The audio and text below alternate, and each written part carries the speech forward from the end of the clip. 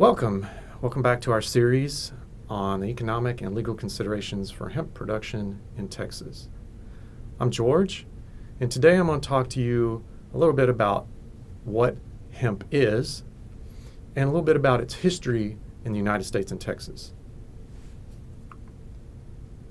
So as you can see on the slides here, this is a hemp plant. This is a marijuana plant. Can you tell them apart? Me either. That's because scientifically, they're the same. Same genus, same species, but they've been cultivated for different purposes. And they've been referred to throughout history by their end use, the purpose which they were grown for.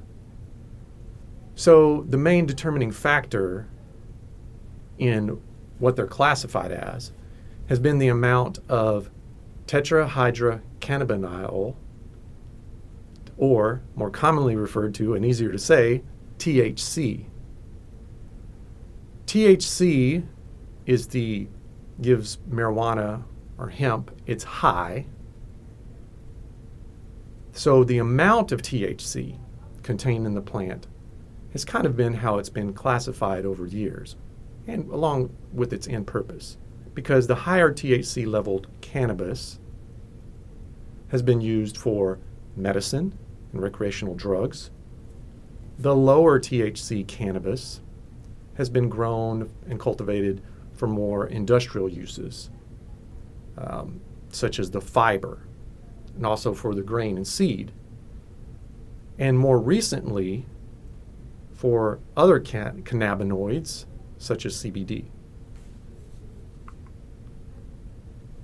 So as I would talk a little bit about history here, cannabis or hemp has been grown in the U.S. for a long time. Dates back to colonial times. It was used for mainly industrial purposes, making rope for ships and ship sails. If we fast forward to 1937, there was a marijuana tax that was passed. That tax really started the decline of hemp in the United States. World War II came around and we saw a quick and sudden resurgence of hemp in the United States, but it was short-lived. After the war, the encouragement to produce hemp went away, but the tax remained all the way until 1970. Where we had the Controlled Substance Act passed, which classified marijuana as a Schedule I drug. And because hemp and marijuana are scientifically, the same, they're cannabis, hemp was now illegal in the United States. Well, if we move forward to 2014, the 2014 Farm Bill, it allowed for states that had laws on the books that had legalized hemp cultivation to create industrial hemp research pilot programs. And Texas did not create a research pilot program in 2014 under the 2014 Farm Bill. Most notable states to do this were Kentucky, Tennessee, Colorado.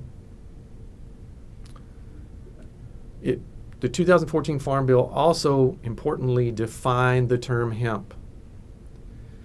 It defined it as having THC of not more than 0.3% on a dry weight basis. So now we had a legal definition defining what is hemp and what is marijuana.